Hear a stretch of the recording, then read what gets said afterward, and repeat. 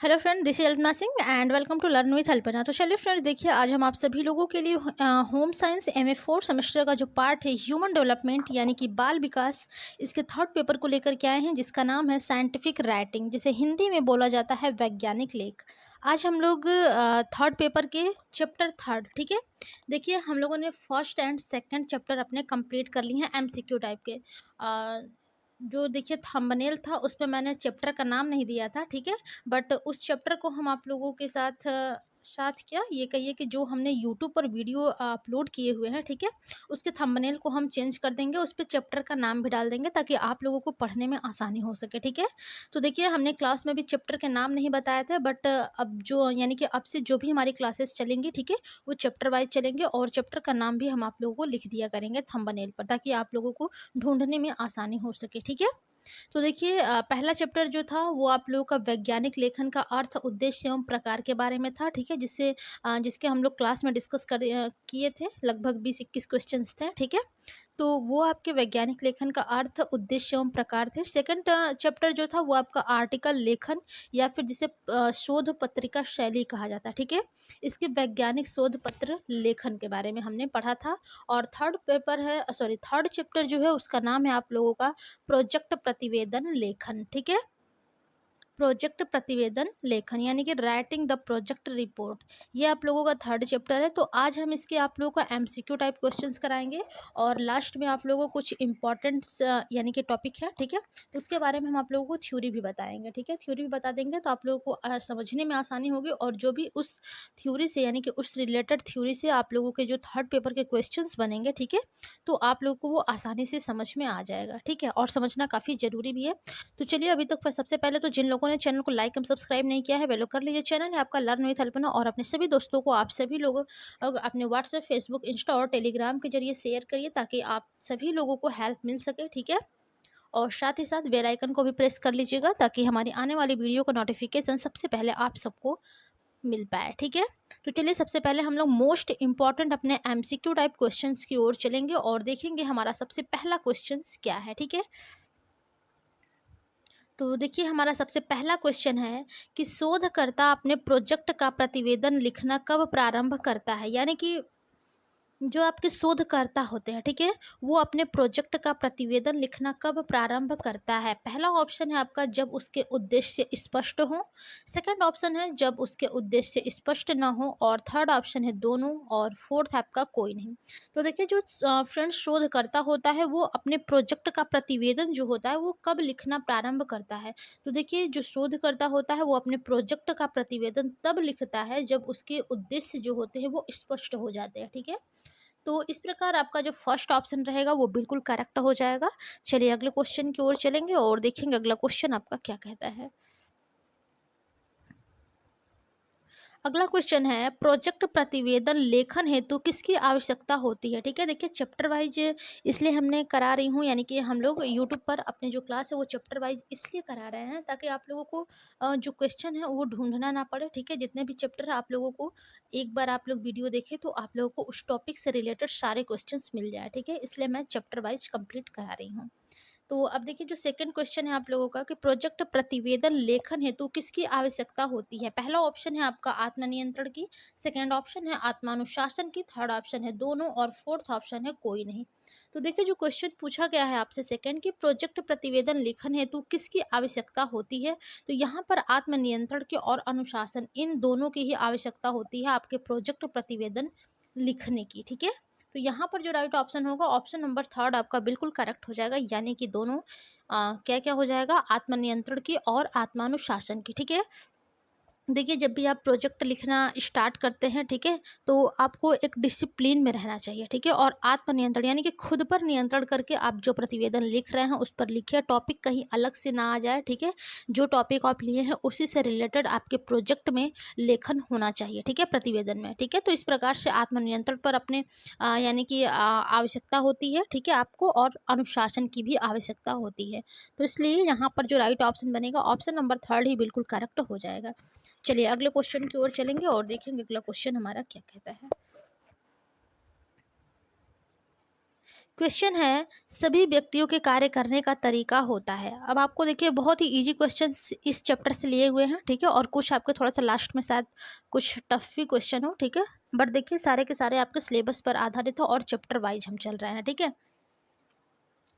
यानी कि जो क्वेश्चन पूछा है कि सभी व्यक्तियों के कार्य करने का तरीका कैसा होता है, एक समान होता है, भिन्न भिन्न होता है, या फिर दोनों होता है, या फिर कोई नहीं होता है, ठीक है। तो यहाँ पर देखिए नहीं नहीं 2 बार वर्ड आ गया है, इसको हम कट कर देंगे, ठीक है। तो देखिए जो सभी व्यक्तियों को कार्य करने का तरीका होता है फ्रेंड्स, वो एक दूसरे से अलग होता है, यानी कि भिन्न होता है, ठीक है, एक समान नहीं होता है। कोई भी व्यक्ति को आप एक साथ बैठा दीजिए और कार्य करने के लिए दे दीजिए, तो उसका जो तरीका होता है, जो मेथड उसके होते हैं, ठीक है, वो अलग अलग होते हैं, एक प्रकार कभी भी नहीं होता है, ठीक है। तो यहाँ पर जो राइट ऑप्शन होगा, ऑप्शन नंबर सेकंड आपका बिल्कुल करेक्ट हो जाएगा, यानी कि भिन्न भिन्न, ठीक है। चलिए अगले क्वेश्चन की ओर चलते हैं। क्वेश्चन नंबर 4 तो देखेंगे क्या है। क्वेश्चन है कि किस विधि के द्वारा हमें यह पता लगा लेना चाहिए कि हमारे लिए क्या सर्वोत्तम है, यानी कि किस विधि के द्वारा हमें ये पता लगाना चाहिए कि हमारे लिए क्या सर्वोत्तम है और क्या नहीं है, ठीक है। पहला ऑप्शन है गलती करके सीखने की विधि, सेकंड ऑप्शन है आपका परिचर्चा विधि, थर्ड ऑप्शन है खोज विधि, और फोर्थ ऑप्शन है आपका समस्या समाधान विधि, ठीक है। तो देखिए आपसे ये पूछा गया है कि आपके लिए क्या सबसे उचित है, यानी कि क्या सर्वोत्तम है, इसके लिए आपको किस विधि के द्वारा पता लगाना चाहिए, ठीक है। तो पहला ही ऑप्शन दे दिया है आपका गलती करके सीखना। सही बात है, देखिए जब भी आप अपने लाइफ में या फिर पढ़ाई के क्षेत्र में या फिर किसी भी क्षेत्र में, ठीक है, अपने लाइफ में आप देखेंगे किसी भी क्षेत्र में आपसे कोई गलती हो जाती है, तो आप उसके बाद देखते हैं कि आपको समझ में आ जाता है कि नहीं ये हमारे लिए गलत है, हमें ये कार्य नहीं करना चाहिए, ठीक है। हमें अपने लाइफ को और अच्छा बनाने के लिए किसी और मेथड का यूज करना चाहिए, ठीक है। तो यदि आप कोई गलती कर दिए हैं, ठीक है, उससे आप सीख लिए हैं, तो वहाँ पर आपके लिए वो सबसे अच्छा होता है, ठीक है। यानी कि ये हो जाता है कि आपके लिए सबसे अच्छा क्या है, तो आप जब गलती करके सीखते हैं तो वो विधि आपके लिए बहुत ही अच्छी मानी जाती है। सेकंड ऑप्शन है परिचर्चा। देखिए परिचर्चा से यहाँ पर कोई लेना देना नहीं है, ठीक है। कोई किसी से भी आप किसी चीज़ के बारे में डिस्कस कर रहे हैं, तो बस वो डिस्कस करते हैं, फिर वो बाद में वो चीज़ें खत्म हो जाती हैं, हमेशा तक के लिए नहीं रहती हैं। थर्ड ऑप्शन है खोज विधि, ठीक है। यदि आप किसी भी यानी कि समस्या सॉरी ठीक है, कोई भी चीज़ आप लोगों को समझ में नहीं आ रही है, ठीक है, तो वहाँ पर आप लोग खोज विधि, उस कोई भी समस्या दिया गया है, ठीक है, तो उस समस्या का समाधान करने के लिए आप उस समस्या के समाधान को खोजते हैं, ठीक है। तो ये यहाँ पर खोज विधि से वो तात्पर्य हो जाएगा। और फोर्थ ऑप्शन है समस्या समाधान विधि। तो किसी भी समस्या का समाधान करने के लिए आप समस्या समाधान विधि का प्रयोग करते हैं। लेकिन आपसे जो क्वेश्चन पूछा गया है कि किस विधि द्वारा हमें यह पता लगा लेना चाहिए कि हमारे लिए क्या सर्वोत्तम है, तो सबसे अच्छी विधि है आपकी गलती करके सीखने की विधि, ठीक है। तो इस प्रकार से यहाँ पर आपका फर्स्ट ऑप्शन जो होगा वो बिल्कुल करेक्ट हो जाएगा। अगला क्वेश्चन है आपका, क्वेश्चन नंबर 5 है कि प्रोजेक्ट प्रतिवेदन लिखने के आयोजन हेतु प्रारंभिक बिंदु कौन कौन से हैं, यानी कि जो प्रोजेक्ट प्रतिवेदन लेखन के आयोजन हेतु जो प्रारंभिक बिंदु होते हैं वो कौन कौन से होते हैं, ठीक है। तो देखिए ऑप्शन आपके दिए गए हैं, इसमें हमने सारे ही ऑप्शन ले लिए गए हैं जितने बिंदु आपके दिए गए हैं, ठीक है, बट आपके जो पेपर है उसमें आप लोगों को केवल 4 ही ऑप्शन देखने को मिलेगा। हम यहाँ पर इसलिए ले लेते हैं ताकि आप लोगों की जो तैयारी है वो कंप्लीट हो सके, ठीक है। पहला ऑप्शन दिया है अंतिम रेखा निश्चित करना, ठीक है, यानी कि देखिए जो आपका प्रोजेक्ट प्रतिवेदन लेखन के लिए जो आयोजन है तो जो प्रारंभिक बिंदु होता है, तो सबसे पहले आपका क्या होता है कि अंतिम रेखा निश्चित करना, यानी कि किसी भी शोधकर्ता के जब प्रोजेक्ट की जो समय अनुसूची में जो प्रतिवेदन के विभिन्न खंड होते हैं, ठीक है, और जो उसके पूर्ण प्रतिवेदन को जमा ठीक है, जमा करने के दिनांक एवं अंतिम रेखा जो होती है, ठीक है, वो पूर्व में ही निश्चित होती है, ठीक है। तो ये आपका अंतिम रेखा निश्चित करना हो जाएगा। सेकंड आपका पॉइंट होता है नियमित रूप से लिखना, ठीक है। ये देखिए जो प्रोजेक्ट प्रतिवेदन लेखन के आयोजन हेतु जो प्रारंभिक बिंदु हैं, ठीक है, सबसे पहले आप लोग ये समझिए कि ये किसने लिखा है ये सारे पॉइंट्स, ठीक है। तो ये जो सारे पॉइंट्स है वो आपके बजरन एवं ग्रेफ ने दिया है, ठीक है, बजरन सॉरी बर्जन, ठीक है, बर्जन एंड ग्रेफ के द्वारा दिया गया है। सेकंड ऑप्शन है आपका नियमित रूप से लिखना। नियमित रूप से लिखने का मतलब ये होता है कि जैसे कई शोधकर्ता ये पाते हैं कि जैसे एक ही स्थान पर नियमित घंटों में रहने की एवं लेखन कार्य करने की आवश्यकता होती है, ठीक है। तो यह उद्देश्य होना चाहिए कि लेखन सत्र कभी भी छूटे नहीं और जो लेखन कार्य है वो नियमित रूप से चलता रहे, ठीक है। थर्ड पॉइंट आपका होता है कि कार्य के लय की रचना करना, ठीक है। यानी कि देखिए जो आपके बर्जन और ग्रेफ हैं, ठीक है, इन्होंने सुझाव दिया था कि जो लेखन काल है इस प्रकार संबंधित होना चाहिए ताकि कार्य काल लय जो है वो निर्मित हो सके, ठीक है। और फोर्थ पॉइंट इसमें है कि जैसे ही तैयार हो खंड लिखना, यानी कि देखिए जब भी शोध के कुछ खंड अन्य खंडों से पहले लेखन हेतु तैयार हो जाते हैं, ठीक है, और भले ही देखिए क्रम कुछ भी रखा जाए, ठीक है, यह एक अच्छा तरीका होता है कि प्रत्येक लेखन सत्र में भले ही थोड़ा लेकिन कुछ न कुछ लिखने का उद्देश्य जो होता है वो होना चाहिए, ठीक है। फिफ्थ आपका पॉइंट है दोहराने हेतु स्थान छोड़ना।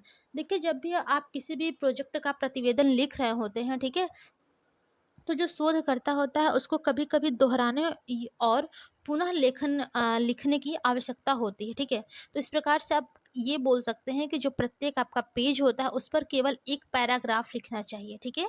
यदि आवश्यकता हो तो पैराग्राफ में आप आसानी से इधर उधर परिवर्तन कर देना चाहिए, यानी कि आपको स्थान छोड़ देना चाहिए, एक पेज में एक ही पैराग्राफ लिखना चाहिए ताकि अगर कोई गलतियां हो तो आप उसमें यानी कि बदल करके इधर उधर परिवर्तन करके लिख सके, ठीक है। छठवां पॉइंट है अपने योजना को प्रकाशित करना। यानी कि देखिए जब आप प्रोजेक्ट प्रतिवेदन लिख रहे होते हैं, ठीक है, तो उस समय पर जो पूर्ण कर प्रकाशित करने के जो कार्य में शोधकर्ता होता है उसको अपने परिवार एवं मित्रों की सहायता की आवश्यकता होती है, ठीक है, जो कि शोधकर्ता को लेखन हेतु प्रोत्साहित करने एवं दबाव डालते हैं, ठीक है, यानी कि जो अपनी योजना को प्रोत्साहित करना होता है, ठीक है। और सातवां पॉइंट आपका दिया है उपर्युक्त सभी। तो देखिए जो प्रोजेक्ट प्रतिवेदन लेखन का आयोजन हेतु प्रारंभिक बिंदु कौन कौन से हैं, तो ये आपके 6 बिंदु हैं, ठीक है।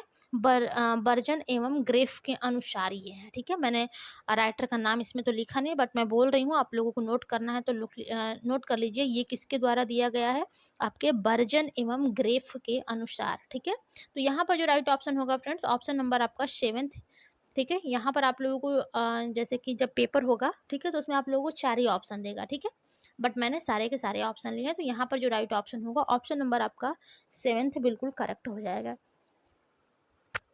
चलिए अगले क्वेश्चन की ओर चलेंगे और देखेंगे अगला क्वेश्चन आपका क्या कहता है। देखिए क्वेश्चन है कि प्रोजेक्ट प्रतिवेदन लेखन समय पर पूर्ण कर प्रकाशित करने के कार्य में शोधकर्ता को किसकी सहायता की आवश्यकता पड़ती है। अभी हमने देखिए जो छठवां पॉइंट था कि अपनी योजना को प्रकाशित करना, ठीक है, इसी में हमने पढ़ा था कि जो प्रोजेक्ट प्रतिवेदन लेखन होता है वो समय पर पूर्ण कर प्रकाशित करने के कार्य में शोधकर्ता को किसकी आवश्यकता पड़ती है। पहला ऑप्शन है परिवार का, सेकेंड ऑप्शन है मित्र का, थर्ड ऑप्शन है दोनों, फोर्थ है कोई नहीं। तो अभी अभी हमने पढ़ा था परिवार एवं मित्र दोनों की आवश्यकता पड़ती है, ठीक है। तो जो राइट ऑप्शन होगा ऑप्शन नंबर आपका थर्ड बिल्कुल करेक्ट हो जाएगा। ओके, चलिए अगले क्वेश्चन की ओर चलते हैं और देखेंगे अगला क्वेश्चन आपका क्या कहता है। देखिए क्वेश्चन है कि सभी संस्थाओं के होते हैं, ठीक है, निर्देश नियम दोनों या फिर कोई नहीं। तो देखिए जो जितने भी आपके संस्थाएं होती हैं, ठीक है, उन सभी संस्थाओं के निर्देश और नियम होते हैं, ठीक है। तो यहाँ पर राइट ऑप्शन क्या हो जाएगा, ऑप्शन नंबर आपका थर्ड बिल्कुल करेक्ट हो जाएगा कि सभी संस्थाओं के निर्देश व नियम होते हैं, ठीक है। जिसमें देखिए ये बताया जाता है, यानी कि जो निर्देश और नियम होते हैं उसमें ये बताया जाता है कि आपकी जो अंतिम प्रोजेक्ट प्रतिवेदन की रचना है वो किस प्रकार से की जाएगी, ठीक है। तो इस प्रकार से सभी संस्थाओं के अपने अपने निर्देश और अपने अपने नियम होते हैं, ठीक है। तो थर्ड ऑप्शन क्या हो जाएगा, बिल्कुल करेक्ट हो जाएगा, ठीक है। चलिए अगले क्वेश्चन की ओर चलते हैं और देखेंगे अगला क्वेश्चन आपका क्या कहता है। क्वेश्चन है कि प्रोजेक्ट प्रतिवेदन का किन स्वरूपों में रचना की जाती है, ठीक है। अभी इसके बारे में हम आप लोगों को डिटेल में बताएंगे पूरी की पूरी, ठीक है। प्रोजेक्ट प्रतिवेदन का किन स्वरूपों में रचना की जाती है, इनके देखिए 15 कुल मिलाकर के 15 स्वरूप होते हैं, बट मैंने इसमें से केवल 4 पॉइंट लिया है, ठीक है, और फिफ्थ में उपर्युक्त सभी ऑप्शन दिए हैं, ठीक है। तो देखिए जो प्रोजेक्ट प्रतिवेदन का किन स्वरूपों में रचना की जाती है, तो सबसे पहला ऑप्शन आपका है शीर्षक पेज, सेकेंड है आभार, थर्ड ऑप्शन है विषय वस्तु और फोर्थ है सारांश और फिफ्थ ऑप्शन है आपका उपर्युक्त सभी, ठीक है। तो देखिए जो प्रोजेक्ट प्रतिवेदन का स्वरूप होता है, ठीक है, यानी कि किन स्वरूपों में रचना की जाती है, तो सबसे पहले आपका शीर्षक पेज होता है, यानी कि जो टाइटल पेज होता है, ठीक है, इसमें अध्ययन किसी भी चीज़ का आप जब अध्ययन करते हैं तो उसका शीर्षक लिखते हैं, ठीक है? यानी कि लेखक का नाम लिखेंगे, दिनांक लिखेंगे, वर्ष लिखेंगे, तो ये सबसे पहले आप शीर्षक पेज पर ही लिखते हैं, ठीक है? सेकंड होता है आपका आभार, यानी कि आभार का क्या मतलब होता है? यदि देखिए जो शोधकर्ता होता है, ठीक है? वो चाहता है तो वह उन लोगों के प्रति आभार व्यक्त कर सकता है जिन्होंने उसके प्रतिवेदन लेखन में सहायता प्रदान की है, ठीक है? तो ये आभार प्रस्तुत करना होता है। थर्ड पॉइंट आपका होता है विषय वस्तु, यानी कि कंटेंट। इसमें क्या होता है कि जो शीर्षक होता है वो विषय से संबंधित सामग्री के अंतर्गत जाने वाली जिससे सॉरी दी जानी चाहिए, जिससे कि जो शीर्षक होता है वो आपका स्पष्ट हो जाना चाहिए, ठीक है? या फिर स्पष्ट हो सके।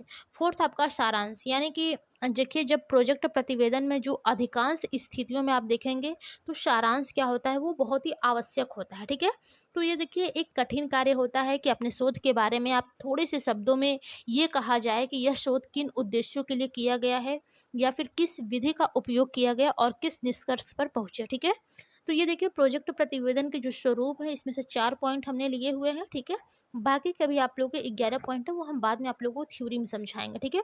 अभी एमसीक्यू क्वेश्चन कंप्लीट करने के बाद। तो यहाँ पर जो राइट ऑप्शन होगा फ्रेंड्स, ऑप्शन नंबर आपका फिफ्थ बिल्कुल करेक्ट हो जाएगा। ये राइट ऑप्शन क्या हो जाएगा? ऑप्शन नंबर आपका फिफ्थ, ठीक है? चलिए अगले क्वेश्चन की ओर चलेंगे, देखेंगे अगला क्वेश्चन आपका क्या कहता है। क्वेश्चन है प्रोजेक्ट प्रतिवेदन के शीर्षक पेज में सम्मिलित करना चाहिए, यानी कि प्रोजेक्ट प्रतिवेदन के जो शीर्षक पेज होते हैं उसमें क्या क्या सम्मिलित करना चाहिए। पहला ऑप्शन है आपका अध्ययन का शीर्षक, सेकंड ऑप्शन है आपका लेखक का नाम, थर्ड ऑप्शन है दिनांक और या फिर वर्ष, ठीक है? और फोर्थ ऑप्शन है उपर्युक्त सभी। तो अभी अभी हमने बताया शीर्षक पेज में यानी कि टाइटल पेज पे आपका क्या क्या होना चाहिए। तो सबसे पहले तो आपके शीर्षक अध्ययन का शीर्षक होना चाहिए, लेखक का नाम होना चाहिए, दिनांक और वर्ष ये सभी होने चाहिए, ठीक है? तो जो राइट ऑप्शन होगा ऑप्शन नंबर आपका फोर्थ बिल्कुल करेक्ट यहाँ पर हो जाएगा। चलिए अगले क्वेश्चन की ओर चलेंगे और देखेंगे अगला क्वेश्चन हमारा क्या कहता है। क्वेश्चन है प्रोजेक्ट प्रतिवेदन का शीर्षक पेज कैसा होना चाहिए, ठीक है? अब यहाँ पर आपसे क्वेश्चन पूछा है कि जो प्रोजेक्ट प्रतिवेदन का शीर्षक पेज है वो कैसा होना चाहिए। पहला ऑप्शन है संक्षिप्त, सेकंड ऑप्शन है विषय के अनुरूप, थर्ड ऑप्शन है दोनों और फोर्थ है कोई नहीं।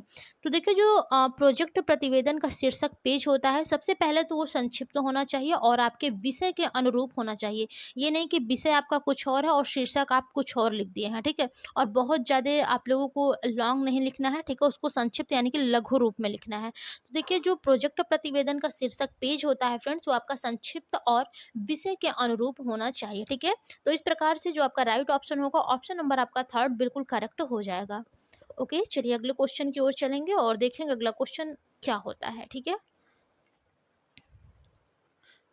देखिए क्वेश्चन है आपका कि पुनरावलोकन यानी कि रिव्यू हेतु किस प्रकार के लेखों को सम्मिलित करना चाहिए, ठीक है? यानी कि पुनरावलोकन हेतु किस प्रकार के लेखों को सम्मिलित करना चाहिए। पहला ऑप्शन है जो अप्रत्यक्ष रूप से टॉपिक से संबंधित हो आपके, ठीक है? सेकंड ऑप्शन है जो अप्रत्यक्ष रूप से टॉपिक से संबंधित हो, थर्ड ऑप्शन है जो अमूर्त रूप से टॉपिक से संबंधित हो और फोर्थ ऑप्शन है कोई नहीं, ठीक है? तो देखिए जो पुनरावलोकन होता है यानी कि रिव्यू, एक लोग का अभी देखिए कमेंट भी आया हुआ था, ठीक है? कि मैम रिव्यू के बारे में बताइए, ठीक है? तो चलिए मैं आज ही बता दूंगी, इसी चैप्टर में आप लोगों के रिव्यू भी दिया गया है, ठीक है? रिव्यू क्या होता है तो देखिए जो आप लोगों का पुनरावलोकन यानी कि रिव्यू के लिए किस प्रकार के लेखों को सम्मिलित करना चाहिए। तो देखिए जो प्रत्यक्ष रूप से टॉपिक से संबंधित होते हैं, ठीक है? उनको ही पुनरावलोकन यानी कि रिव्यू में सम्मिलित करना चाहिए। इसके बारे में डिटेल में आप लोगों को थ्योरी में बताएंगे अभी एमसीक्यू क्वेश्चन खत्म होने के बाद, ठीक है? तो यहाँ पर जो राइट ऑप्शन होगा फ्रेंड्स ऑप्शन नंबर आपका सेकंड बिल्कुल करेक्ट हो जाएगा कि जो पुनरावलोकन होता है इसके लिए जो यानी कि इस प्रकार के जो लेख होते हैं इसमें जो प्रत्यक्ष रूप से टॉपिक से संबंधित होते हैं उन्हीं को ही सम्मिलित करना चाहिए, ठीक है? किसमें? पुनरावलोकन में। तो जो सेकंड ऑप्शन होगा वो आपका बिल्कुल करेक्ट हो जाएगा। अगला क्वेश्चन है आपका प्रविधि के अंतर्गत दिए जाने चाहिए। अब देखिए प्रविधि के अंतर्गत क्या दिए जाने चाहिए, ठीक है? तो पहला ऑप्शन है इसमें आपका समस्या की खोज विधि, ठीक है? समस्या की खोज विधि, सेकंड है निदर्श का आकार, थर्ड ऑप्शन है आपका चयन की विधि और फोर्थ है उपर्युक्त सभी, ठीक है? तो देखिए जो समस्या सॉरी जो प्रविधि के अंतर्गत दिए जाने चाहिए, तो सबसे पहले उसमें देखिए जो समस्या की खोज विधि है, ठीक है? उसको दिए जाने चाहिए, उसके बाद निदर्शक का आकार देना चाहिए और चयन की जो विधि होती है उसको देना चाहिए, ठीक है? तो ये प्रविधि के अंतर्गत इन तीनों को ही दिया जाना चाहिए। तो यहाँ पर जो राइट ऑप्शन बनेगा ऑप्शन नंबर 4 आपका बिल्कुल करेक्ट हो जाएगा, यानी कि उपर्युक्त सभी। ओके, चलिए अगले क्वेश्चन की ओर चलते हैं, देखते हैं अगला क्वेश्चन आपका क्या है। क्वेश्चन है प्रोजेक्ट प्रतिवेदन का हृदय है, ठीक है? यानी कि जो प्रोजेक्ट प्रतिवेदन का जो हार्ट होता है वो क्या होता है? पहला ऑप्शन है परिणाम यानी कि रिजल्ट, सेकंड ऑप्शन है प्रविधि यानी कि मेथोडोलॉजी, थर्ड ऑप्शन है आपका शीर्षक पेज यानी कि टाइटल पेज, और फोर्थ है विषय वस्तु यानी कि कंटेंट, ठीक है? तो देखिए जो प्रोजेक्ट प्रतिवेदन का हृदय होता है वो आपका परिणाम होता है। यदि आपका रिजल्ट अच्छा नहीं आएगा तो आपका जो प्रोजेक्ट प्रतिवेदन है वो सब खराब हो जाएगा, ठीक है? तो इस प्रकार से कहा जा सकता है कि जो प्रोजेक्ट प्रतिवेदन का हृदय होता है वो आपका परिणाम यानी कि रिजल्ट होता है, ठीक है? अभी चलिए आप लोग का टॉपिक है प्रोजेक्ट प्रतिवेदन की जो रचना है, ठीक है? इसके हम लोग यानी कि इसके बारे में डिस्कस करेंगे। और देखिए जो भी थर्ड चैप्टर के आप लोगों के जो इंपॉर्टेंट एमसीक्यू टाइप क्वेश्चन है वो मैंने करा दिया है। अब आप लोगों को थोड़ा सा थ्योरी के बारे में बताएंगे, ठीक है? सारे मैंने पॉइंट्स लिए हैं, इसके बारे में हम आप लोगों को थोड़ा थोड़ा समझाते हुए चलेंगे, ठीक है? कि यानी कि जो प्रोजेक्ट प्रतिवेदन की रचना होती है, देखिए लगभग 20 मिनट आप लोगों का क्लास कंप्लीट हो चुका है, ठीक है? हाँ बिल्कुल, 20 मिनट देखिए क्लास कंप्लीट हो चुका है एमसीक्यू के। अब 20 मिनट हम लोग थोड़ा सा थ्योरी भी समझ लेंगे, ठीक है? लगभग 40 मिनट की हमारी आज की क्लास रहने वाली होगी।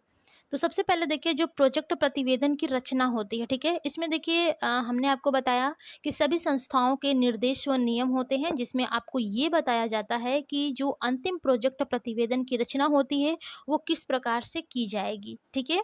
और देखिए आगे इसमें होता है कि जो शोधकर्ता होता है उनको ये निर्देश नियमों का पालन करना आवश्यक होता है।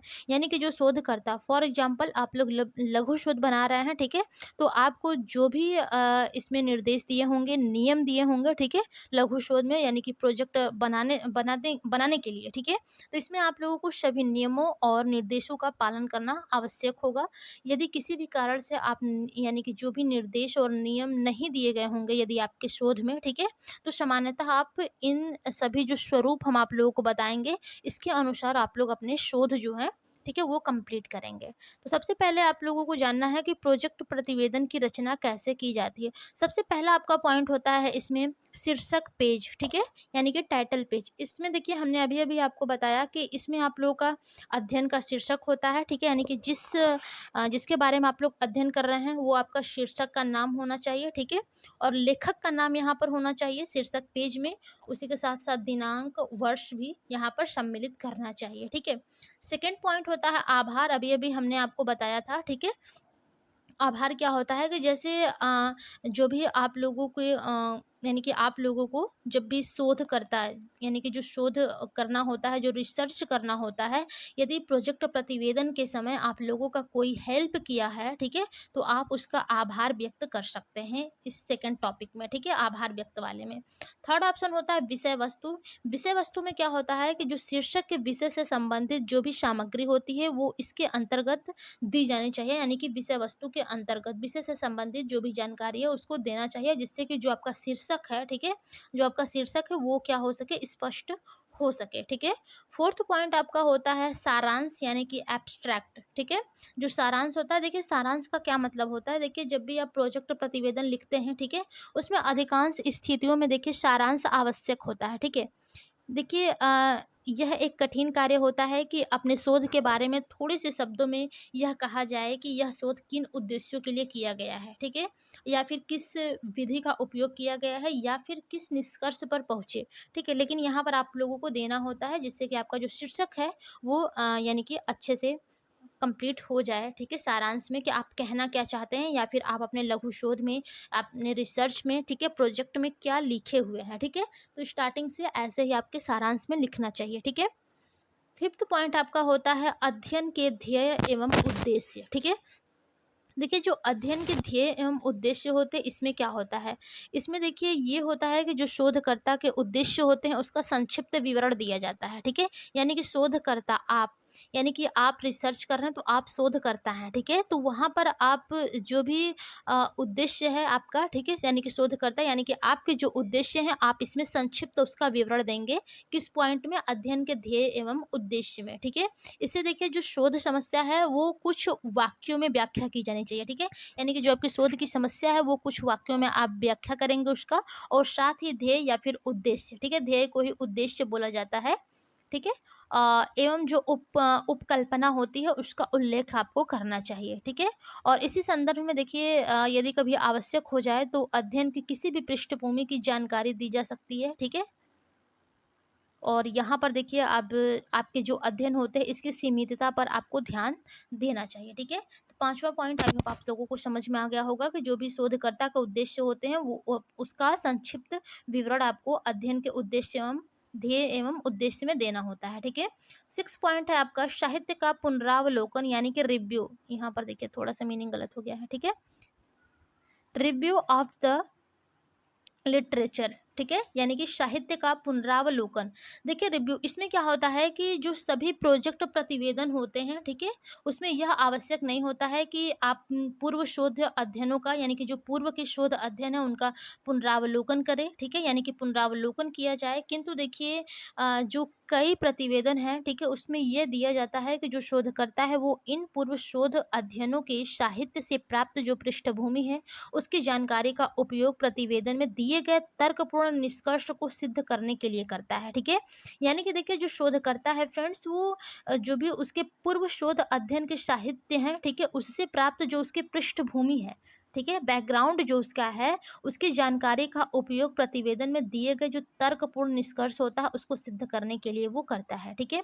देखिए जो पाठक होते हैं उनके लिए साहित्य का पुनरावलोकन का महत्व इस रूप में होता है कि जो आपका अध्ययन है, ठीक है? उसकी जो पृष्ठभूमि है और जो उसके विषय वस्तु है, यानी कि जो आपका बैकग्राउंड है और जो आपके कंटेंट है, उसकी ये व्याख्या करते हैं, जो आपके पाठक होते हैं, ठीक है? और पुनरावलोकन हेतु देखिए केवल उन पुस्तकों एवं लेखों को सम्मिलित करना चाहिए जो कि प्रत्यक्ष रूप में आपके टॉपिक से संबंधित हो, ठीक है? तो आई होप फ्रेंड्स आप सभी लोगों को रिव्यू के बारे में पता चल गया होगा, यानी कि पुनरावलोकन क्या होता है, ठीक है? यानी कि पूर्व शोध अध्ययनों का साहित्य से प्राप्त पृष्ठ जानकारी का उपयोग करके प्रतिवेदन में दिए गए तर्कपूर्ण निष्कर्ष को सिद्ध करने के लिए किया जाता है, ठीक है? पुनरावलोकन को। 7वां पॉइंट होता है आपका प्रविधि यानी कि मेथोडोलॉजी। इसमें क्या होता है देखिए जो प्रविधि होता है फ्रेंड्स इसमें ये व्याख्या की जाती है कि आपकी जो समस्या है उसकी खोज किस प्रकार से की गई है एवं क्यों वही विशिष्ट प्रविधि एवं तकनीकी का उपयोग किया गया है, यानी कि जो आपकी समस्या है उसकी खोज किस प्रकार से की गई है और क्यों, यानी कि जो आपकी समस्या के समाधान की खोज किया गया है, ठीक है? यानी कि जिस समस्या का खोज किया गया है समाधान के लिए क्यों वही विशिष्ट प्रविधि एवं तकनीकी का उपयोग किया गया है, ठीक है? इसके बारे में आपको प्रविधि में यानी कि मेथोडोलॉजी में आप लोगों को जानकारी देना पड़ता है, ठीक है? और देखिए प्रविधि के अंतर्गत क्या होता है कि जो समस्या की खोज विधि होती है, ठीक है? निदर्श का आकार होता है, चयन की विधि, ठीक है? चरों एवं नियंत्रकों का चयन होता है एवं मापने की जो परीक्षण होती है, ठीक है? और आपकी सांख्यिकी विश्लेषण इन सभी को दिए जाने चाहिए, यानी कि प्रविधि के अंतर्गत, ठीक है? मेथोडोलॉजी के अंतर्गत। तो 7 पॉइंट आप लोगों के कंप्लीट हो चुके हैं, ठीक है? अगले पॉइंट की ओर चलेंगे और देखिए अगला पॉइंट है आपका परिणाम यानी कि रिजल्ट, ठीक है? इसमें देखिए क्या होता है यानी कि परिणाम। परिणाम देखिए ये जो खंड होता है फ्रेंड्स परिणाम यानी कि रिजल्ट ये प्रोजेक्ट प्रतिवेदन का हृदय होता है, ठीक है? और देखिए इसमें कुछ तालिकाएं होती हैं, ठीक है?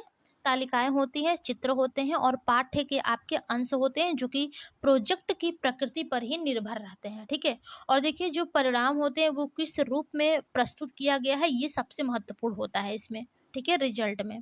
9वां पॉइंट है आपका कि विश्लेषण एवं व्याख्या, ठीक है? यानी कि एनालिसिस एंड डिस्कशन।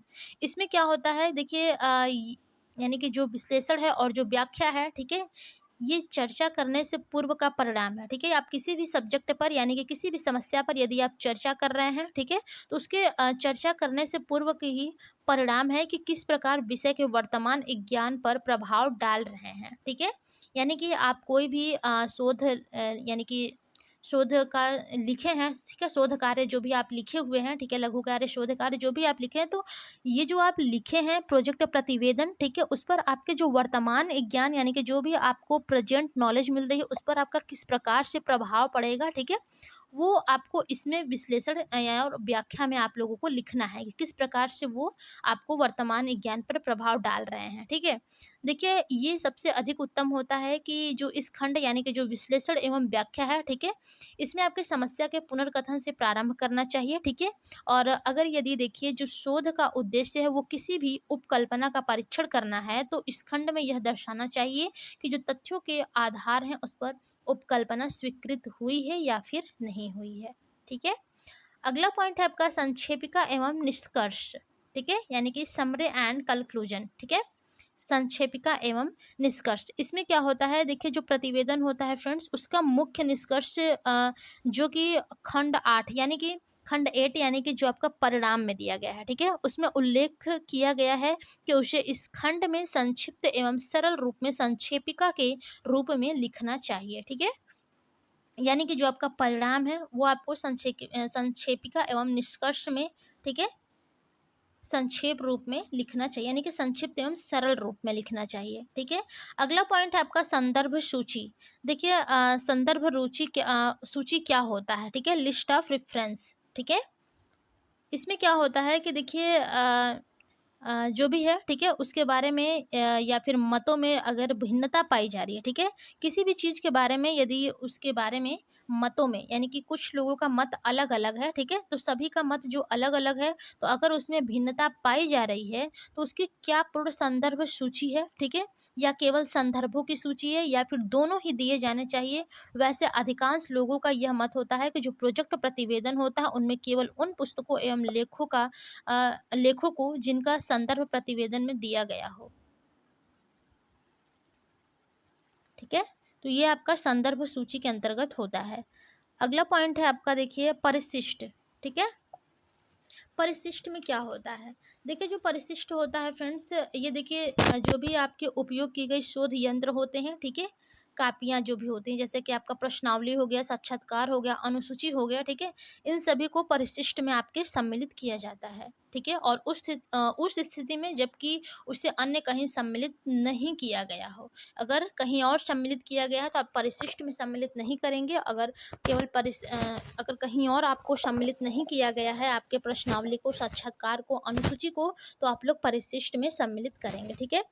अगला पॉइंट है आपका लंबाई यानी कि लेंथ। देखिए जो प्रोजेक्ट प्रतिवेदन की लंबाई का निर्धारण होता है वो शोधकर्ता के सुपरवाइजर द्वारा किया जाता है, ठीक है। जबकि देखिए कई संस्थाओं के जो लंबाई के संबंध में कुछ नियम होते हैं, ठीक है, वे अधिकतम शब्दों की संख्या निर्धारित हो तो उस संख्या पर अमल करना चाहिए, वह कायम रहना चाहिए, ठीक है। यानी कि जो भी आपके प्रोजेक्ट प्रतिवेदन की लंबाई है उसका जो निर्धारण होता है वो शोधकर्ता के सुपरवाइजर द्वारा किया जाता है, ठीक है, कि इस आपके प्रोजेक्ट प्रतिवेदन की लंबाई कितनी रहेगी। उद्धरण क्या होता है, ठीक है, क्वोटेशन यानी कि उद्धरण। इसमें क्या होता है, देखिए जो सभी उद्धरण होते हैं, ठीक है, उन सभी के आभार मानने चाहिए, ठीक है। यदि शोधकर्ता ने केवल कुछ शब्दों या फिर एक वाक्य को उद्धृत किया है तो मुख्य पाठ में इन्हें इन्वेस्ट कामा, ठीक है, इन्वेस्ट कामस का उपयोग द्वारा दर्शाना पर्याप्त रहता है और स्रोत के ब्रैकेट, ठीक है, ब्रैकेट्स में दर्शाया जा सकता है। यानी कि देखिए जो मुख्य पाठ्य होते हैं, ठीक है, उनमें इस इन्वेस्ट कामा होते हैं, ठीक है।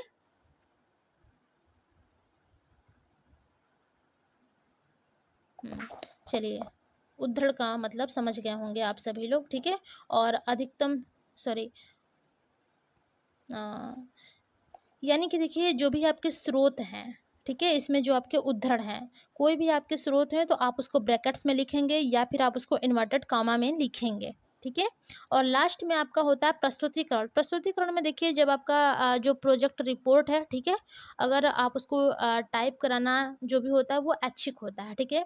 देखिए छोटे अध्ययनों के लिए यह हमेशा आवश्यक नहीं होता है, ठीक है, क्योंकि देखिए जो टाइप की गई हुई डबल कॉपी स्पेसिंग में होनी चाहिए, यानी कि जो टाइप की हुई कॉपी होती है वो आपकी डबल स्पेसिंग में होनी चाहिए, एवं पेज पर आपकी संख्या लिखी जानी चाहिए, ठीक है? यानी कि पेज संख्या आपकी लिखी जानी चाहिए। और टाइप या फिर देखिए जो लेखन होता है, ठीक है? वो पेज के केवल एक ओर ही रहना चाहिए, ठीक है? देखिए जो बाएँ हाथ की जो मार्जिन होती है, यानी कि देखिए जैसे मैंने यहाँ पर टाइप किया हुआ है, ठीक है? या 1 मिनट। ये देखिए हमने पीपीटी बनाई हुई है जो आज के क्लास के आपके लिए। तो देखिए यहाँ से जो हमारा है वो हमारा पेज स्टार्ट हो रहा है, ठीक है? और इतना हम लोग इसको छोड़ करके, ठीक है? फिर उसके बाद मैंने यहाँ से लिखना स्टार्ट किया हुआ है, ठीक है? तो इस प्रकार से आप लोगों को अपने जो भी पेज है, ठीक है? जो भी आप पेज पर लिख रहे हैं वो बाएँ हाथ की जो मार्जिन है उससे 1.5 इंच छोड़ करके लिखनी चाहिए, ठीक है? ये आपका जो 1.5 इंच है उसको छोड़ करके ही आपको लिखनी चाहिए। यदि देखिए जो प्रतिवेदन हाथ से लिखा जाए तो ये सुनिश्चित करना चाहिए कि हस्तलिपि स्पष्ट एवं सुंदर हो। यदि कि जब आप लोग टाइप करवाएँगे अपना लघु शोध, ठीक है, रिसर्च वगैरह, तो आप लोग टाइपिंग के लिए देंगे, ठीक है? टाइपिंग के लिए देंगे तो देखिए आपको ऐसे ही सुंदर राइटिंग में मिलेगा, ठीक है? पीपीटी कंप्यूटर से बनेगा तो। लेकिन जब आप लोग हाथ से लिखेंगे तो वहाँ पर आपका सुंदर और स्पष्ट राइटिंग होनी चाहिए। सुंदर भी देखने में सुंदर भी होनी चाहिए और स्पष्ट भी होनी चाहिए। तो देखिए इतने सुंदर तो किसी की राइटिंग जल्दी होती नहीं है, बहुत कम लोगों की होती है, ठीक है? और स्पष्ट भी सबकी राइटिंग नहीं होती है, ठीक है? मात्रा वगैरह का ध्यान देना होता है, इसलिए कंप्यूटर द्वारा टाइपिंग करने के लिए दिया जाता है शोध यानी कि प्रोजेक्ट प्रतिवेदन को, ठीक है?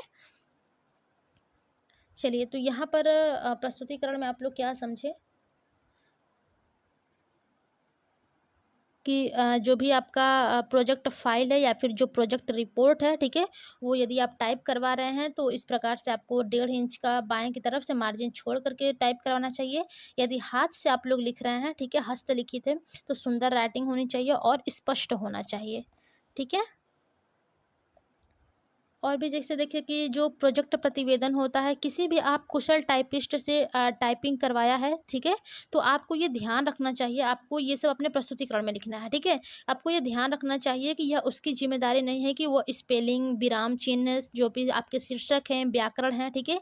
या किसी भी शब्दों को सही करे, ठीक है? ये देखिए शोधकर्ता का कार्य होता है, यानी कि ये आपका कार्य होता है कि वह अच्छे से और स्पष्ट शब्दों में प्रतिवेदन लिखकर टाइपिस्ट को देवे।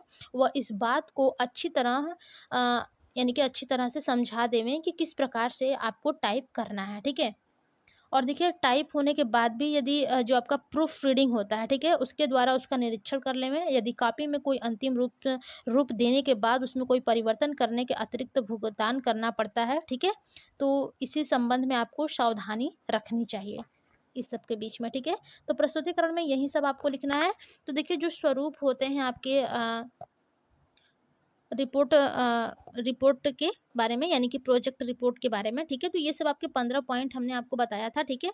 अब आगे हमारा टाइप है अगला। अगला टॉपिक आप लोग पढ़ेंगे स्वयं के शोध का मूल्यांकन, यानी कि देखिए आप तो यहाँ पर 15 पॉइंट में आप लोगों ने रिसर्च कर लिया, ठीक है? किस में क्या करना है, परिशिष्ट में क्या रहेगा, आपके परिणाम में क्या रहेगा, लंबाई में क्या रहेगा, उद्धरण में क्या रहेगा, प्रस्तुतिकरण कैसे करनी है, ठीक है? अगला पॉइंट है हमारा कि स्वयं के शोध का आप मूल्यांकन कैसे करेंगे, ठीक है? यानी कि इवैल्यूएशन योर ऑन रिसर्च, ठीक है? आप खुद का मूल्यांकन कैसे करेंगे? तो इसके लिए देखिए सबसे पहले आपको देखिए यहाँ पर कुछ प्रश्न ऐसे हैं, ठीक है? यानी कि कुछ प्रश्न ऐसे हैं जिन्हें किसी भी प्रकार के शोध कार्य के संबंध में पूछे जाने चाहिए, ठीक है? और उत्तर ढूँढे जाने चाहिए। यह एक अच्छा विचार है कि अपने शोध कार्य को टाइपिस्ट के पास देने से पहले उसका कठोर परीक्षण करना चाहिए, ठीक है? और देखिए आगे है कि यह अच्छा होता है कि शोध कार्य कमजोर पक्षों की पहचान कर उसे उसी समय परीक्षक को देने से पूर्व ही सही कर लें, अतः इस संबंध में निम्न प्रश्नों को उत्तर दिए जाने चाहिए। यानी कि देखिए यहाँ पर भी कहा गया है कि यदि आप टाइपिस्ट को टाइप करने के लिए दे रहे हैं तो उसके पहले आप खुद का, यानी कि जो हाथ से लिख करके आपने जो भी प्रोजेक्ट प्रतिवेदन तैयार किया उसको एक बार चेक कर लें सही है कि नहीं है, कहीं पर भी गलती है तो उसको आप सही करिए, सुधार कर लीजिए, उसके बाद आप टाइपिस्ट को टाइप करने के लिए दीजिएगा, ठीक है?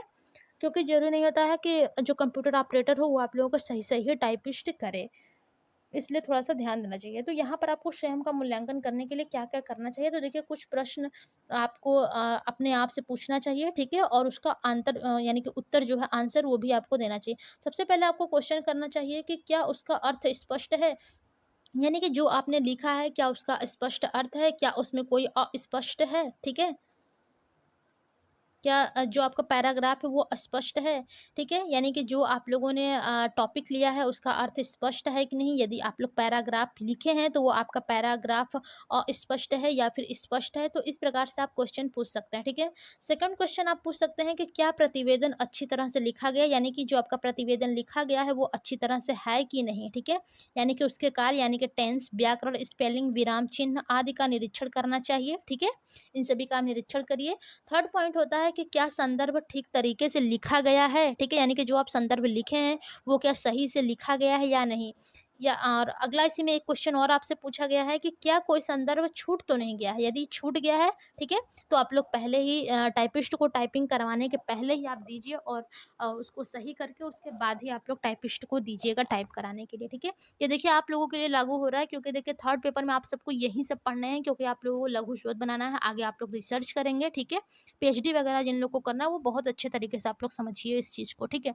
अगला क्वेश्चन आप पूछेंगे कि क्या सारांश प्रतिवेदन के बारे में स्पष्ट विचार प्रस्तुत करता है? अभी देखिए जो चौथा पॉइंट था हमारा सारांश, ठीक है? उसमें आपको देखना है कि जो प्रतिवेदन है उसके बारे में स्पष्ट विचार प्रस्तुत करता है कि नहीं, ठीक है? अगला पॉइंट है, इसमें पांचवा क्वेश्चन है कि क्या शीर्षक अध्ययन की प्रकृति को दर्शाता है, यानी कि जो आपका शीर्षक है वो आपके अध्ययन की प्रकृति को दर्शाता है या नहीं, ठीक है? सिक्स पॉइंट है, यानी कि सिक्स क्वेश्चन है छठवां, कि क्या अध्ययन के उद्देश्यों का उल्लेख स्पष्ट रूप से किया गया है, यानी कि जो आपके अध्ययन के उद्देश्यों का जो उल्लेख है, ठीक है, उसको स्पष्ट रूप से किया गया है। सातवां क्वेश्चन है कि क्या उद्देश्य पूर्ण हुए हैं, यानी कि जो आपके उद्देश्य थे, जो आपका टॉपिक था उसके क्या उद्देश्य थे, क्या वो उद्देश्य पूर्ण हुए हैं या फिर नहीं, ये आपको देखना है। अगला क्वेश्चन आपको देखना है, यानी कि पूछना है कि यदि उपकल्पना बनाई गई है तो क्या वे सिद्ध हुई है या फिर नहीं, यानी कि जो भी आपकी उपकल्पनाएं बनाई गई हैं, ठीक है, हाइपोथेसिस जो भी आपकी बनाई गई हैं वो सिद्ध हुई हैं या फिर नहीं हुई हैं, तो इसको भी आपको देखना है, ठीक है? नौवां क्वेश्चन आप पूछ सकते हैं कि क्या टॉपिक से संबंधित साहित्य का पर्याप्त मात्रा में अध्ययन किया गया, यानी कि जो भी आपके टॉपिक से संबंधित साहित्य उसका पर्याप्त मात्रा में अध्ययन किया गया है या नहीं, ठीक है? इससे भी आप स्वयं के शोध का मूल्यांकन कर सकते हैं। अगला क्वेश्चन आपसे पूछा गया है कि क्या सभी शब्दों को स्पष्ट रूप से परिभाषित किया गया, यानी कि जितने भी आप वर्ड लिखे हैं उसमें उसको सही रूप में परिभाषित किया गया है या नहीं। अगला क्वेश्चन आपको देखना है कि यानी कि स्वयं के शोध का मूल्यांकन के लिए कि क्या आंकड़ों के एकत्रीकरण के चयनित विधि को सही रूप से वर्णित किया गया है, क्या वह शोध के कार्य के लिए उपयुक्त है, इसका चुनाव क्यों किया गया है, इन सभी क्वेश्चनों का आपको आंसर देना पड़ेगा, ठीक है? क्यों चुनाव किया गया है, क्या वह शोध कार्य के लिए उपयुक्त है या फिर नहीं है, ठीक है? अगला क्वेश्चन है कि क्या अध्ययन की सीमाओं को स्पष्ट रूप से प्रस्तुत किया गया है, यानी कि जो भी आपके अध्ययन की सीमाएं हैं क्या उसको स्पष्ट रूप से प्रस्तुत किया गया है या नहीं। इससे भी आप स्वयं के शोध का मूल्यांकन कर सकते हैं। अगला क्वेश्चन है आपका कि क्या कोई सांख्यिकी तकनीकी का उपयोग किया गया है, ठीक है, यानी कि आप किसी भी सांख्यिकी तकनीकी का उपयोग किए हैं या फिर नहीं, ठीक है, इसके बारे में आप देखिए। यदि किया गया है तो क्या वे कार्य के लिए उपयुक्त हैं, यदि उपयुक्त हैं तो अच्छी बातें हैं, नहीं उपयुक्त हो तो आप उसको हटा दीजिए। तो ये सब आप क्वेश्चन खुद से पूछिए और खुद का ही आंसर दीजिए, ठीक है? तभी आप अपने स्वयं के शोध का मूल्यांकन कर पाएँगे। अगला क्वेश्चन आपसे पूछा गया है कि क्या आंकड़ों का विश्लेषण, व्याख्या और वर्णन किया गया? यानी कि जो भी आपके आंकड़े थे उसका विश्लेषण किया गया, व्याख्या किया गया, वर्णन किया गया है या नहीं है? अगला क्वेश्चन है कि क्या परिणामों को स्पष्ट रूप से प्रस्तुत किया गया है? यानी कि जो भी आपके परिणाम हैं, जो रिजल्ट्स हैं, ठीक है, उसको स्पष्ट रूप से यानी कि प्रस्तुत किया गया है या नहीं। उसी में एक क्वेश्चन और है कि क्या तालिकाओं, चित्रों एवं रेखा चित्रों को अच्छी तरह से बनाया गया है? देखिए परिणाम में आपके तालिका चित्र, रेखा चित्र भी बनाए जाते हैं, ठीक है? तो आप अच्छे से बनाए हैं या नहीं, तो इसको भी आप एक बार जा करके अपनी रिसर्च में जांच कर लें, ठीक है? अगला क्वेश्चन आपसे पूछा गया है कि क्या निष्कर्ष तथ्यों पर आधारित है, यानी कि जो आपके निष्कर्ष निकले हैं वो आपके तथ्यों पर आधारित है या नहीं, इसको आप चेक करिए, ठीक है? क्या कोई ऐसा दावा प्रस्तुत किया गया है जो वास्तविक नहीं है, यानी कि जो वास्तविक नहीं है, कोई ऐसा दावा तो आप नहीं प्रस्तुत कर दिए हैं, इसको आप जा करके एक बार चेक करिए, ठीक है? अगला क्वेश्चन आप ये पूछिए कि क्या कोई तथ्य पक्षपातपूर्ण है? यदि पक्षपातपूर्ण है तो आप उसको सही करिए, ठीक है? कोई भावात्मक शब्द या उद्वेग युक्त भाषा तो नहीं है उसमें, ठीक है? इसको आप जाकर के चेक करिए। अगला क्वेश्चन आप पूछ सकते हैं कि क्या आंकड़े विश्वसनीय हैं? यदि आपके आंकड़े विश्वसनीय हैं तो अच्छी बात है, ठीक है? तो इसलिए आप इस प्रकार का क्वेश्चन करके आप अपने शोध को एक बार फिर से देखिए, उसका जाँच करिए सही है या नहीं, ये सभी क्वेश्चंस देख करके यानी कि पूछ करके खुद से, ठीक है? और आपने जो रिसर्च तैयार किया है आप उसको एक बार चेक करिए सारे क्वेश्चंस को पूछते हुए, तभी आपके स्वयं के शोध का मूल्यांकन हो पाएगा, ठीक है? इसी में आपसे क्वेश्चन एक और पूछा है कि क्या कोई अन्य शोधकर्ता उपयोग की गई विधि को दोहरा सकता है? यानी कि ठीक है, अच्छा है, ये रिलेटेड क्वेश्चन है, ठीक है? क्या आंकड़े विश्वसनीय हैं? क्या कोई अन्य शोधकर्ता उपयोग की गई विधि को दोहरा सकता है? और क्या इस बात की पर्याप्त संभावना है कि समान या करीब-करीब समान परिणाम ही प्राप्त होंगे?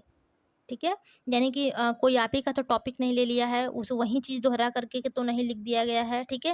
या फिर समान या फिर करीब-करीब समान रिजल्ट ही प्राप्त तो नहीं हुए हैं, तो इस चीज़ का आपको ध्यान देना है, ठीक है? सबका टॉपिक जो है वो अलग-अलग होना चाहिए। अगला क्वेश्चन आप पूछ सकते हैं कि क्या यदि कोई सुझाव है, तो वह करने योग्य है? यदि कोई आपको सुझाव है, तो वो आपका करने योग्य है या नहीं है? तो इस प्रकार से आप क्वेश्चन पूछ सकते हैं। और लास्ट क्वेश्चन आप एक और पूछ सकते हैं कि क्या परिशिष्ट में कोई अनावश्यक चीज़ है? यदि आपके परिशिष्ट में कोई अनावश्यक चीज़ है तो उसको आप लोग हटा सकते हैं, ठीक है? यदि उपयुक्त चीज़ें की ही केवल हैं तो आप लोग उसको रहने दीजिएगा, ठीक है? तो इस प्रकार से जो आपका शोध बनेगा, ठीक है? लघु शोध या फिर शोध रिसर्च जो भी करना होता है, ठीक है? आप लोगों को इसी सारे 15 पॉइंट्स पर, ठीक है? जो भी 15 हेडिंग्स मैंने अभी ऊपर बताया था, ठीक है? उसी के आधार पर आप लोगों को अपना लघु शोध तैयार करना है और इतने क्वेश्चन खुद से पूछने हैं और आपके जो भी रिसर्च है उसका मूल्यांकन करने हैं, ठीक है? और यहाँ पर देखिए थोड़ा-सा इस प्रकार से लिखा गया है कि यदि इन प्रश्नों के उत्तर से शोधकर्ता संतुष्ट हो जाता है तो प्रोजेक्ट प्रतिवेदन का अंतिम ड्राफ्ट प्रस्तुत करने के लिए तैयार है। अंतिम टाइप की हुई कॉपी भी अंतिम की हुई कॉपी का भी निरीक्षण करना चाहिए। विशेषज्ञ टाइपिस्ट भी कई बार गलती करते हैं और यदि शोधकर्ता की लिखाई खराब है तो गलती होने की संभावना और बढ़ जाती है। यानी कि इन सभी प्रश्नों से आप खुद का मूल्यांकन कर सकते हैं, ठीक है? इसके बाद आपका जो अंतिम ड्राफ्ट होता है आप उसके यानी कि उसको प्रस्तुत के लिए तैयार हो जाते हैं, प्रस्तुत करने के लिए, ठीक है? यदि आप सभी प्रश्नों के उत्तर जाँच लेते हैं, ठीक है? उससे आप शोधकर्ता जो है यानी कि आप स्वयं संतुष्ट हो जाते हैं, तो जो भी आपका प्रोजेक्ट प्रतिवेदन है, आप उसका अंतिम ड्राफ्ट प्रस्तुत कर सकते हैं, ठीक है? और देखिए जब भी आप अंतिम टाइप की हुई कॉपी का निरीक्षण करना है, ठीक है? तो आप एक बार ज़रूर करें, यानी कि लास्ट बार जब आप टाइप करना है आपको, यानी कि टाइपिस्ट को जब आप अपनी कॉपी दे रहे हैं टाइप करने के लिए, तो आपने जो लिखा हुआ है, ठीक है? आप उसको एक बार निरीक्षण उसका ज़रूर करें, क्योंकि देखिए कभी-कभी क्या होता है कि जो विशेषज्ञ टाइपिस्ट भी होते हैं, ठीक है? वो भी कई बार गलती कर देते हैं। अगर यदि देखिए जो भी शोध करता है अगर उसकी लिखावट यानी कि जो उसकी राइटिंग है अगर वो ख़राब है, तो जो गलती करने की संभावना होती है वो काफ़ी बढ़ जाती है, क्योंकि टाइपिस्ट को आपकी राइटिंग समझ में नहीं आएगी, तो गलतियाँ जो है वो ज़्यादा बढ़ जाती हैं, ठीक है? तो आज की क्लास में हम लोगों ने काफ़ी पढ़ लिया है, ठीक है? एमसीक्यू भी हो गया और थोड़ा-सा थ्योरी भी हो गया और ये जो थ्योरी है काफ़ी इम्पोर्टेंट्स था, ठीक है? तो हमने करा दिया, आप लोग इस क्लास को ज़रूर पूरा देखिएगा, ठीक है? तो आज की क्लास में बस इतना ही, चलिए मिलेंगे अपने अगली क्लास में, ठीक है? और जो लोग अभी तक चैनल को लाइक एंड सब्सक्राइब नहीं किए हैं, वे लोग कर लीजिए। चैनल है आपका लर्न विथ अल्पना, ठीक है? और अपने सभी दोस्तों को आप सभी लोग अपने व्हाट्सएप, फेसबुक, इंस्टा और टेलीग्राम के ज़रिए शेयर करिए ताकि आप सभी लोगों को हेल्प मिल सके, ठीक है? तो चलिए आज की क्लास में बस इतना ही, मिलेंगे अपने अगली क्लास में, तब तक के लिए धन्यवाद। Bye bye.